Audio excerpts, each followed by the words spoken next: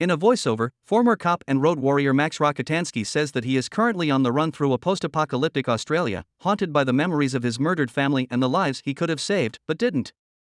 Max is on a ridge surveying his surroundings when a two-headed lizard comes up to him, which he promptly stomps on and devours. While driving away, he is immediately pursued by a band of pallid, blistered, radiation-sick scavengers known as the War Boys. Max is chased into the desert and ultimately captured after being driven off the road. Max is taken to the Citadel, a network of caves atop a very high mesa, where the War Boys have set up camp. They give him a full beard and mustache trim. They aim to use his blood, therefore they tattooed a message on his back indicating that he is a universal blood donor, type O negative. Even after the War Boys cover his lower face with an iron trident muzzle and come close to branding him with the image of a skull engulfed in flames, he manages to escape their grasp and make a break for it. The pursuit through the caverns demonstrates the Citadel's expansiveness, abundant water supply, and greenhouses. Max continues to experience visions of the dead until he reaches an elevated exit. He leaps from the tube and grabs onto a swinging hook, but he continues circling back toward the War Boys, so they drag him back inside. There is a sizable group of survivors living in the Citadel, and its commander, the War Boys' Immortan Joe, rules them all with an iron fist. Joe's mask is a bizarre combination of a giant pair of jaws and horse teeth. He uses air hoses connected to a bellows system on his back to breathe. Presumably, his lungs are damaged. Joe turns off the water after a few seconds, causing a stampede as the people below the Citadel go crazy for it. To prevent insanity brought on by water scarcity, he advises against making people dependent on it. Afterward, Joe dispatches Imperator Furiosa, under his authority, to Gastown in a massive war rig, escorted by War Boys in smaller vehicles. Furiosa's lower left arm and hand have been replaced by a metal prosthesis. Furiosa, while traveling, takes a detour eastward, away from the road leading to Gastown. Aware of the shift, Joe rushes to the secure rooms where he keeps his 5 wives, young women chosen to breed his children. There's no one left, and Graffiti asks, who killed the world, and our children will not be warlords. A wise woman explains to Joe that he can't have a person as a pet. Furiosa abducts the women, and Joe organizes the War Boys to pursue her. All the War Boys are excited to join the chase, but one dubbed Nux is so frail that he needs a blood bank, which means Max goes along for the ride, shackled to Nux and attached to the driver by a central line transfusion tube. Nux is willing to die for his leader, Immortal Joe, because he believes that he can lead the War Boys to Valhalla. The War Boys follow Furiosa's war rig when it is attacked by the Buzzards, another scavenging people. To lead the pursuit of Furiosa, Nux ties Max to the car's hood like a flagpole. They try to get near the rig, but Furiosa shakes most of them off. The War Boys help out with explosive-tipped spears. As Max struggles to get away, Nux approaches the rig. A massive dust storm is approaching, and Furiosa is driving straight into its path. Nux does not give up on her, even when they enter an area plagued by dangerous sand tornadoes. The storm takes out a number of the War Boys, and Nux plans a kamikaze run by leaking fuel inside his vehicle. If Max doesn't manage to stop him, he'll use a flare to set it ablaze. These two storm-related crashes. Axe regains consciousness to find that he is still muzzled and tethered to a sleeping Nux. He pulls out a shotgun and attempts to blast off Nux's wrist, but the gun jams. After locating Furiosa's rig, he comes up to 5 stunning ladies who are using a hose and bolt cutters to free themselves from their chastity belts. These women go by the names of the Splendid Angharad, Tos the Knowing, Capable, Cheeto the Fragile, and the Dag. Both Splendid and Dag are 9 months along with Joe's children. Max raises his shotgun to the women and orders them to hand up the hose. He swigs, then orders his chain to be severed. Dag tries his best, but fails to crack it. Furiosa can see that Joe is called in backup from the other towns that provide the Citadel with fuel and ammunition. The People Eater and the Bullet Farmer are in charge of the oncoming armies. Max and Furiosa tussle as he tries to free himself from Nux by severing the chain connecting them. After regaining consciousness, Nux joins Max in his battle against Furiosa, who has the support of the other ladies. When Max tries to steal the rig from Nux, he gets the chain severed. But it stops working because Furiosa wired in a kill switch, and only she can get it going again. Max allows her to reboard the rig, but he refuses to take any more of the women. Furiosa is leading them to a place she calls the Green Place, and she insists they come with her. The two are riding off in the war vehicle when Nux manages to get on board after Furiosa convinces Max that Joe's thanks for him would likely be a protracted, agonizing death. So as to slow the tractor down, he cuts the brake line leading to the fuel pod. Max disconnects the line by crawling out onto the tanker. Furiosa gives Max a file that he uses to take off his face mask and use it for this portion of the chase. Furiosa takes the rig into a canyon, where she's made a deal with a gang of biker bandits. In exchange for the 3,000 gallons of fuel in the trailer pod, they'll seal the pass behind her with a rock avalanche, preventing her pursuers from catching up to her. She asks Max his name after instructing him on the proper sequence of switches to throw to disable the kill switch. She says, "When I yell fool, drive out of here swiftly," knowing he won't tell her. Joe and his men are quickly closing in, and they see it happening. Furiosa exits the vehicle and announces to the bikers that she has delivered the agreed-upon 3,000 gallons of fuel and will now detach the pod.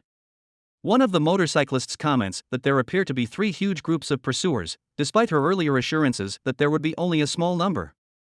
Dodging between the bikers and the rig, Furiosa shouts fool, before remounting and riding off with Max. The bikers blow up the overpass, which momentarily stops Joe's pursuit even though she never detached the fuel trailer. As they flee, Furiosa and Max use their different shooting skills to fend off the motorcycle thugs. Thanks to the huge wheels on his off-road truck, Immortal Joe is able to drive right over the boulder. Later, Nux joins him, using a piece of fabric he stole from Furiosa to show that Splendid is on board the rig. More pursuit takes place in the sandy wastes of the desert. While Joe closes the gap on the rig, the warboys keep trying to pass it. Joe tries to shoot at the rig, but Splendid uses herself as a human shield, rendering him helpless to act in any way that would endanger his prospective son. For his part, Nux tries to aid Joe, who drips chrome paint into his mouth and promises to take him to Valhalla if he does. Nearly instantly, Nux drops his rifle in front of Joe, who keeps driving with disappointment. Splendid tries to remount the rig, but she slips and is hit by Joe's car as she tries to make her way back to the front. After Max reports that Splendid has gone beneath the wheels, the women insist that he turn back, but Furiosa insists that they cannot. Everyone misses Splendid and cries for him. Joe, who is standing behind them and holding Splendid's body, is yelling angrily. After Nux promises to help the women escape from Joe, he sneaks back into the rig. He collapses to the floor, broken-hearted over having failed Joe again and missing out on joining Joe's private army. Strong reassures him that everything will be okay. Up front, Furiosa reveals to Max the story of the green place and how she was ripped away from there as a little girl. The rig gets mired in a muddy area as they continue their nighttime drive. They are being followed closely by the bullet farmer. Max misses him with his gunfire, but Furiosa hits her target and knocks out the bullet farmer's lights. Nux proposes they hook up the truck's winch wire to a tree and drag it ahead. Meanwhile, Joe's subordinate, the organic mechanic, removes the baby from Splendid's abdomen as she lies on the verge of death. Even though the infant is no longer with us, he assures Joe that he had a son. Joe reveals to his grown son Rictus the news that he also has a sibling. A jubilant Rictus yells. Meanwhile, the women keep trying to push the rig out of the muck, and Max ventures outside to deal with the bullet farmer head-on. A few bright lights of explosions can be seen in the distance through the thick fog, and he soon returns with the bullet farmer's blood still on his face and a plentiful arsenal. The rig arrives at a tower where a naked woman named the Valkyrie is desperately calling for assistance in the morning. Furiosa walks out, naming her mother's name and the clan she belongs to, the Valkyrie, surprising Max, who assumes it's a trap. The Valkyrie comes tumbling down the tower, dons a robe, and prepares to fight. The Vuvolini, a group of wiser women, continue to multiply. Furiosa is known to the oldest, keeper of the seeds.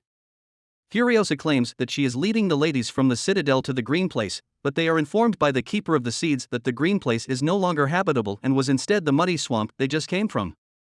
Furiosa takes a knee in the sand and cries out in anguish. The women of the citadel have convinced the Vuvolini to assist them in their quest to find a new home by riding over the salt flats, the dried-up ocean. Since Joe's vegetation and water supply are unattended at the moment, Max, still troubled by memories of his wife and child, decides to assist the women in returning to the citadel. Another part of their plan is to surround the canyon so that Joe and his troops can't escape. Everyone gets back on their horses and heads back toward the citadel. Joe watches them through his telescope and is aware of their intentions.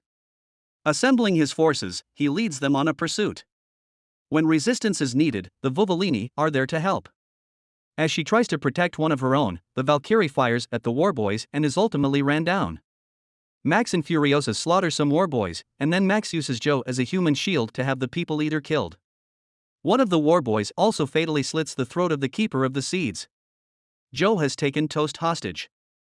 Furiosa is weakened from being stabbed on Joe's vehicle, and this slows them down. In order for Furiosa to connect Joe's mask onto his car's wheels, she needs to keep Joe's attention diverted with toast. She snarls, "Remember me," as Joe's face and mask are ripped off by the wheels. The rig continues toward the canyon despite Rictus' best efforts to halt them. Nux bids farewell to Capable before he swerves against the canyon, killing Rictus and causing the overpass to collapse, bringing an end to Joe's army. The women escape unharmed. Furiosa's lungs nearly give out on the trek back to the Citadel. Max creates an air pocket by punching a small hole in her side. When she begins to lose consciousness, Max administers a transfusion of his blood. As she shuts her eyes, he gives it to her straight. The party reaches the fortress of the Citadel. Max shows up with Joe's mouthless body and the crowd goes wild. They dismember Joe's body and eat his flesh. Everybody gets as much water as they want because the water supply is brought out. Evidently Furiosa has taken the reins and become the new leader. Max and she exchange polite nods once more, and then he disappears into the crowd, going his separate way. Thanks for watching and don't forget to subscribe for other recaps.